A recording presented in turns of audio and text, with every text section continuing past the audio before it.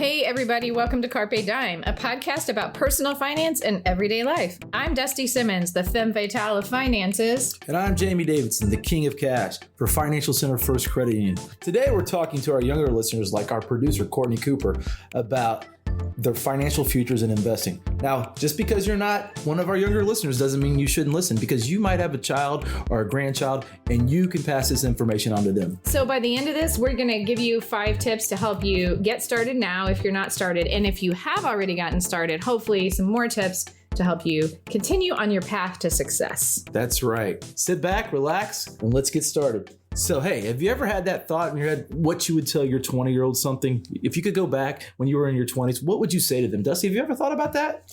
Yeah. So 20-year-old Dusty, what would Dusty today tell her? Oh, I would tell her to stop and enjoy life a little more before the kids and the career and all of those things. I would go to Europe. I've got all kinds of things I would tell my 20. Huh? Yeah, absolutely. What about when it comes to money? Would you tell them something a little differently maybe or not? Yeah, I would tell myself to just start earlier and to be a little bit more educated about the decisions I was making even when I was in my 20s about long-term savings. Now, we've talked about this before, though. You were pretty good with your money when you're 20s, right? For the most part? Yeah, my parents were always people who talked about money. I knew what my parents made. I knew what we spent our money on. And they were always instilling in me, start your retirement savings as early as possible. So I was probably one of those very old young people who started my retirement planning at age 22. But I think what I did wrong with that was, I was listening to what my parents were saying about what strategies to take. And so I was really conservative. I wasn't planning like I had 40 years of earnings. I was planning like they were with 25 years of earnings ahead of me. So could have done a lot better than I did, although I did start early. Okay, very good. Now, my parents are the exact opposite. My family, no 401ks, no retirement plans. Everybody came from pensions, hoping the pensions would be there. So I had nobody to tell me how to do these things. Mm-hmm. So here I am in my 20s. I'm having the time of my life. I'm going to Vegas a couple times a year. We're going to the Caribbean every now and then. Obviously, once we had kids, that sort of stopped. We really embraced this idea of living now, having a good time. And I really wish somebody would have had a conversation with me when I was younger, especially when I got my first job. I think back to some of the mistakes I made, and I'd like to go tell that guy, hey, stop. I worked for a restaurant company in my 20s, and they had profit sharing. And I accumulated, a little bit of money through profit sharing, right? Right. And quit the job and was doing something else. And, my statement came in and I saw the money I had. Guess where we went? We went to Vegas. No, you took it out? I took it out. And that money would have been, that company's doubled its stock numerous times. And I'm thinking back now, I just really would like to grab that 25-year-old and shake him because I'm like, what did you do? Right. And I did that because I didn't know any different at the time. Right. I didn't know any different. You were lucky. You had parents that, sort of guided you. Mm-hmm. So really that's what we're trying to talk about today. We're trying to talk about, those that have a little guidance, those that have zero guidance, and then there's those that have a lot of guidance. Right. And that's our goal today. And really what we want you to take away at the end of this is that saving in your 20s, whether you're investing or you're starting retirement savings, either way you go, it's all about being self-disciplined. I mean, we talk about this absolutely every podcast, that money management takes self-discipline. Oh, there's a dirty word again, self-discipline. We don't like it, but that is the key to success, folks. Mm-hmm. That's the key to success when it comes to your money, not only your money, but everything else in your life. Self-discipline. Those people that are great at things are great because they are self-disciplined and they practice. Mm-hmm. And it's the same thing with our money. Okay, so we're going to get to these 5 steps for you. And number 1, we're going to talk about when you start that first job. Okay, first job, you roll in and you're in your 20s, maybe mid-20s, and you go and they give you an offer and you go to the benefits fair. And the first thing you focus on is how much money you're going to make. Right. It's all about the salary, right? About the salary. How much money are you going to pay me? Not even thinking about this idea that, well, maybe there's this other thing out there called my retirement account, my 401k. Do you offer profit sharing? What do you have? What are your benefits? What are your health benefits? Because that really adds up after a while, right? And I go out on a daily basis and I talk to different companies. And one of the things I always like to talk to them about when I'm there with their employees is, do you have a 401k? Right. And my next question is, after they say yes, is what does your company match? And what are we hearing now? What's kind of like the industry average? Industry average now, it used to be about 3%. It's creeping up into the 5s. Wow. Which is really nice. 5% is really good. It's really about having that conversation. And some of the people have this perplexed look on their face like, what do you mean? This message comes from Capital One. With the Spark Cash Plus card from Capital One, you earn unlimited 2% cash back on every purchase and get big purchasing power so your business can spend more and earn more. Stephen, Brandon, and Bruno, the business owners of SandCloud, reinvested their 2% cash back to help build the company's retail presence. Capital One, what's in your wallet? Find out more at CapitalOne.com/SparkCashPlus. Terms apply. Well, you do know your company offers you a retirement account that if you put money in, they match you a certain percent. Match. That's the key word, right? You gotta put money in to earn the money. You have to put money in to earn the money. And like I said, I came from a family that had pensions. And I went out and I was a teacher when I came out of college. Right. You were going to get a pension. I was going to get a pension. So the idea of putting any other money back, why would I do that? I'm going to get a pension, right? Mm-hmm. So I got a little story for you. It's a funny one. We'll get back to that 20-year-old that's getting their job. We'll get back to the Courtney Coopers of the world. Shout out to Courtney Cooper here. She is our producer. She's awesome. She'll tell you she's not a millennial. She's a Gen Z. So she's the Gen Z. No? She says she's not a Gen Z. She's a millennial. She's wishing she was Gen X like me. So, it's really funny because I got my first job teaching, didn't make a lot of money. One of my oldest friends, Mike Tressler, his dad had been a teacher for 25 years. And then he went out and started his own investment company. And he came Mike to see did? His or father. His dad? Okay. His father did. His father had worked in education for 25 years as a teacher, just like I was beginning. And then he started his own investment firm after that. And he comes to me and he says, "Hey, how much money are you putting away for your retirement account?" And I looked at him and I said, "What are you talking about?"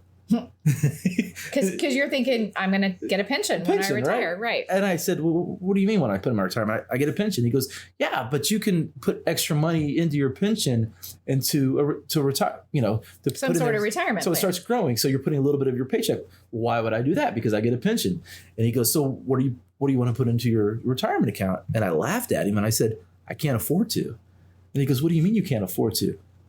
And it was the most hilarious thing in the world. In my head, I'm thinking to myself, I need that money to go out on the weekends with my new wife. And we're going to go to, the local club and hang out. And he sort of looked at me and shook his head and laughed. And he said, "Okay, here's what I want you to do.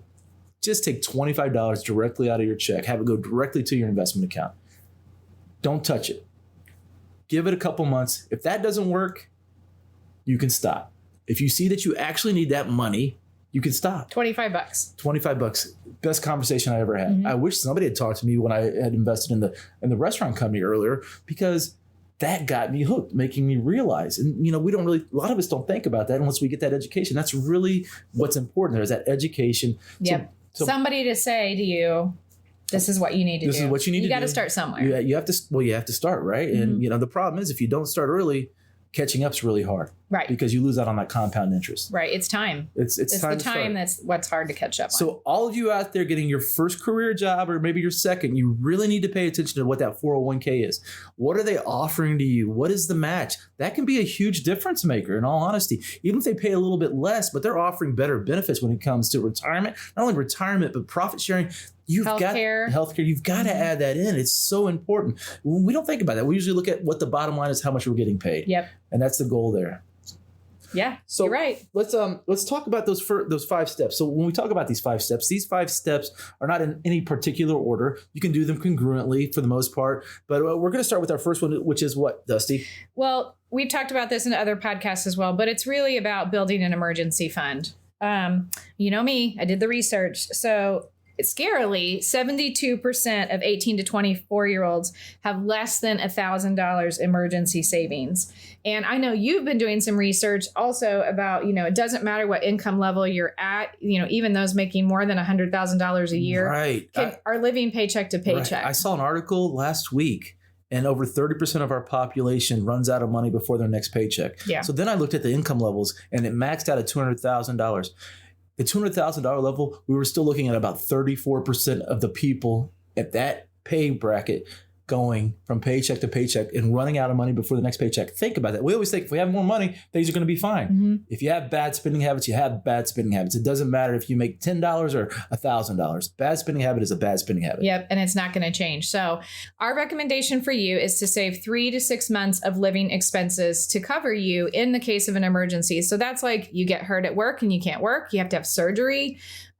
something happens to your home, whatever the reason for the emergency, 3 to 6 months of savings is really what you need. Or you just lose your job, which we saw happen to a lot of people in 2008. They just lost their job. Lose your job. And they didn't plan on that happening, right? No. And then next thing you know, they couldn't find a job. It took them, 6 months to a year to find a job. And many of those people went back and made less money. So it's really about planning for that. And 3 to 6 months sounds like it's a lot, which it can be, but let's start with a smaller amount. Let's just start with that $1,000. Get that $1,000 in there, so you've got that cushion and give you that start, and then go from there. If you start doing that, you'll see your financial stress will come down. Yep. And once you have that cushion, then you have more disposable income to put towards your retirement or investment. Right. So that's the goal of getting or building up some emergency savings. Step 2, get out of debt. It's really funny. We come out of college, kids come out of college nowadays. You've been to college, you had a great time. I was the same way. You went to college. We both went to Ball State. That's our alma mater, right? Ball State University, chirp, chirp. Chirp, chirp. All right.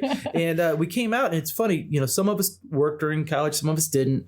Some of us got loans, some of us didn't. But those that got loans come out, and what happens 6 months after they come out of school? Well, that first loan payment's due.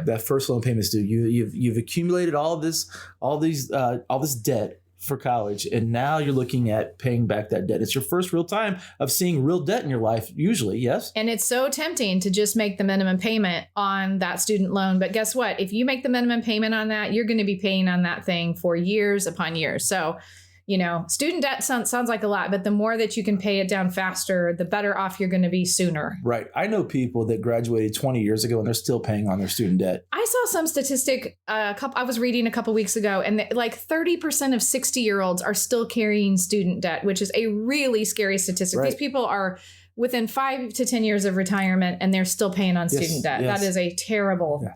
It is. It really is. And I understand the cost of education's gone up, and it's a terrible thing. So our first goal is, when we get in that 20s, is start paying down our debt and get used to paying it down as much as possible. I'd even go so far back as to say this: if you're in college right now and you have loans, start paying on the loans while you're in college. You don't have to pay a lot, right? But get used to paying that $25 or $50 a month. So you start paying early and you're already used to that, as opposed to getting out of college and all of a sudden you owe $400 a month. Right. Get in that That's habit. a car payment. That's a huge amount. Yeah. Just get it off the list. Number 3 we've got is oh, wait, let's talk before we move on. So student debt is one of those things, but what about other kinds of debt, like credit cards? So again, coming out of college, or you're just a happy spender. That's one of those things that's back to the education part. Has somebody talked to you about that? If they haven't, reach out to somebody that's a mentor, somebody in your life that's good with money. If not, give me a call. Come see me. Email me. Jamie Davidson. You can come see me anytime you want. It's free. But really the goal here is this: to get used to paying and trying to pay your debt down every month. Okay, you're not going to pay your education loan off quickly, but all your other things, credit card bills, you should attempt to pay off. If you're using them, you should be able to pay them off the next month, right? Yeah. When it comes to buying that car, when you go out and buy that first car, it doesn't need to be a new car. It's new to you. Right. It should be a used car that can get you back and forth to work. The idea I'm going to go out and get that brand new Mustang, probably not a good idea in your early 20s. You're throwing away money when you do that. That's a mistake I made in my 20s, is feeling like, I deserve this. I should get that new car. And I've gotten smarter in my 30s and 40s. And yes, I still get a nice car, people, but I buy used. Right. And you would really go back and smack your 20-year-old self in the head and say, you don't buy that car. It's a waste of money. Yeah, right. It's going to depreciate the moment you drive off the lot. Right. Let's talk about the other thing when it comes to investing. We're talking about investing today. Make sure you're taking the free money. Ask what the match is. Make sure you are doing what you need to do to get the match. Usually with your 401k, you have to put a certain percent in to get that percent from them. Right. So if you're putting 0, you're getting zero. So and that's free money on the table. Right. Yeah. You're basically, it's free money. Next is make sure every year. Wait. Oh, sorry. Back up. I'm going to plug for all of you people out there who are working on your own. You're a freelancer, or you're self-employed, or your company does not put away money for you. I made this mistake. So I started early. I was saving well. And then when I had kids, I took time off. And for those 5 or 6 years, I wasn't contributing to any sort of retirement account. When I went back to work, I went back as a freelancer, and I should have restarted some sort of individual retirement account or an IRA when I did, and I didn't. So I took this, 6 or 8 years of my life in the middle when it was so crucial to, use compound interest. and quit. So I really wish, again, if I could go back and tell my 30-year-old self what to do different, it would be don't stop putting money into an account. Right. Even if you have to do it on your own. And if we're listening here, we're going to tell our 20-year-old self stuff and our 30-year-old self stuff. And eventually when we're older, we're going to tell our 40-year-old self stuff, right? Because it's really about learning from those past mistakes. That's why we're talking about this. So you guys don't make those mistakes. And like you said, you had taken time off and you were a contract employee. If you are self-employed, you need to go and open up an IRA. You need to make sure you're putting that money in there as you go, because the time you have, you're not going to be able to make that time up. No. You know, many people think the time to think about retirement is when I start get ready to retire. No, the time to think about retirement is when you start working because you want to retire early. Right. Correct? Yeah. We're going to talk about that in a little bit. Oh, yeah, retiring early. So we'll get there. Okay. Step 4. Step 4, make sure every year you're increasing how much you're putting in your 401k. So if you're at the same job, it's year 2, and you've been putting 3% in, the following year, move it up to 4%. If you can afford to put it up a little bit more, even go further. But every year you're at your job, increase your investment retirement account by 1%. So I've been with the company for 11 years now. So my investment is at 11%. Good math. I am not the mathematician. No, but I think of all the things, all the tips we're giving you, this is probably, for me, it was one of the easiest ones to do because it's 1%. 1% of your income you are not going to miss when you think about it on a pre-tax basis. Well, it's back to the conversation I had about Mr. Tressler earlier, right? I thought I was going to miss $25. Right. When you don't. When you increase it 1%, you're not going to miss it. No. You're going to learn to live what's in your checking account. Right. And that's the key there. Learn to live what's in your checking account, but save and invest first. And, think about that. You start at 25. By the time you're 40, you've got 15% of your income a year going into a retirement account, and you have just built that up over time. So you're not really going, wow. I mean, 15% of your income is a lot of money. Right. But if you've done it slowly over time, you're probably not going to really notice. Right. Correct. So you give us number 5, Dusty. Oh, 5. This is my, I like this one because I am smart, but it's to be smart. He's laughing at me. It's and here comes my statistics. According to Bankrate.com, only 18% of savers age 18 to 25 invest in stocks. If you're that age, you really have time on your side and you can afford to be a little bit riskier with your investments. So, again, I was 22 and I probably like 50% of my retirement portfolio was in bonds. Stupid for a 22-year-old. I should have been 100% in the risky category because I had time on my side. So, many years. You're going to talk a little bit about some options if you're not doing it through your retirement plan, but look at the riskier stuff. You've got time. Well, one of the great things is I get to go out and teach high school students a lot. And, a few things that we talk about is we talk about the rule of 72. And if you're a parent or grandparent there, look up the rule of 72 and teach it to your children. It'll get them hooked on investing. But one of the things I have a lot of young people come up and ask me that are usually high school seniors is, how can I start investing? And we found this really cool app out there. It's called Acorns. So Acorns, if you're listening, remember we want sponsorship. So Acorns is this great app out there where what you do is you attach it to your bank account, and when you go and you purchase something, so I go to the store and my bill's $8.55, it rounds up to $9, and it takes that 45 cents and it throws it into my Acorn account. And then my Acorn account grows, and once it hits a certain amount, it has mutual funds that you can then purchase with that. Okay. So it's really, the idea is getting people started, getting them hooked early on investing to see how that works. When I taught school, we played the stock market game with my students, and they love that.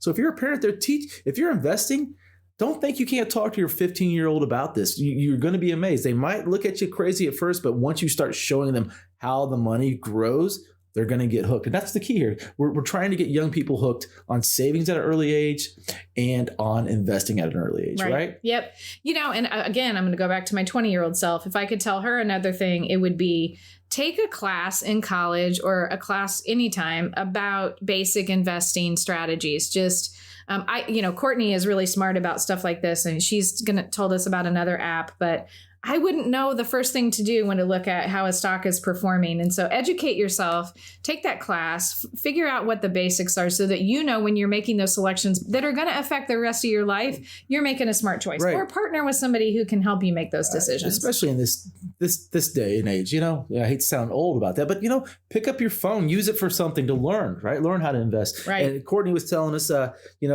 she uses Robinhood. Now, Robinhood is actually an app that you can actually buy stocks with, and that's something she's used in the past. I've not used it. I've seen it and I have other friends that use it. So, there's apps out there, there's ways to invest, there's ways to learn, and it doesn't have to be something where it's painful and you don't know what you're doing. Do it, have fun, learn as you go, keep moving forward, get that nest egg. And then if you're really, really, really into getting that retirement early. So yeah, there's a movement out there. It's called the FIRE movement. It's Financial Independence Retire Early. And their goal is for people to retire by the age of 40.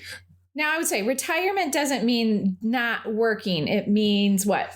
It means you work how you want to work. How you want to work. Right. You don't have to go and work for a specific company. Right. That's my specifics. You don't have to work for a specific company. It doesn't mean you quit working. It means you get to live your life the way you want to live your life. And this FIRE movement that I was looking at, it's really about you do a lot of budgeting, you do a lot of savings, and you put a lot of money away investing at an early age. So you can then retire, you can enjoy your life the way you want, travel, do what you want with your children, still earning an income another way, but you have that income there if you need it. Where, most of us do it the exact opposite, right? We live it up until we're in about 40, 45, and then we go, oh my God, I need to start saving money for retirement. And we're already at a certain standard of living with a whole bunch of loans. So the FIRE movement is all about living pretty skinnily in your 20s and 30s so that you get to the point where you're saving like 50% of your income for savings. So it's very extreme, but I think for some people it makes a lot of sense. And if really that's one of your goals, give it a shot, and better to start it in your 20s than to look at it at my age at 40 and go, there's no way I could accomplish that. Right, exactly. And, just remember, there's something out there for everyone. We talked about get on your phone, get on your device, check it out. You've got the FIRE movement. You got Dave Ramsey out there giving you tips. You've got us giving you tips. There's other people out there. You've got family, you've got friends, you've got people you work with. Ask them for their advice. Remember this, we're all doing this together here. The goal is here. We're all going to get self-discipline together. We're all going to be financially independent together. If we work together, if not, what's the end result? You're going to be working till you're dead. I mean, really, I hope not. Right. And sadly, that's something that, our parents maybe are living through right now is, Social Security is there for them. It may not be there for our next generation. So you have to prepare for retirement and what you're going to do past retirement. And, you're expected to live like 30 years beyond retirement now. So it's going to take a lot. So don't let it overwhelm you. Don't feel daunted by it. Just make a plan, because it's not going to happen without a plan. Set that goal, make that plan. Remember, a goal without a plan is just a wish.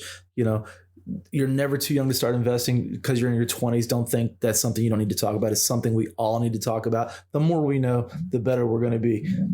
So to recap today, our goal here is to get started saving and investing at an early age, right? We had 5 steps. Dusty, our first step was? Yeah, our first step is to build an emergency fund. Secondly, get out of debt. Number 3, take that free money from your company. If you got the 401k, make sure you're taking it. And as you stay with that company, make sure you're increasing your contribution over time. And last but not least, be smart. Be smart, right? Be smart about it. Mm-hmm. Hey, we just want to really thank you for listening today. We hope that you found a lot of helpful information in this. And if you are one of our older listeners and you have a kid or a grandkid who's in this 20-something demographic, send this podcast along to them. I think they'll find it very helpful and hopefully give them some good information about how to invest in their 20s. And if you are 20-something, get moving, people.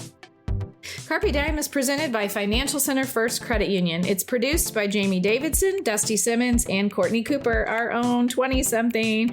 Financial Center is a 6-time national award winner in the category of what, Jamie? Adult financial literacy. That's right. And our goal is to help you improve your financial life.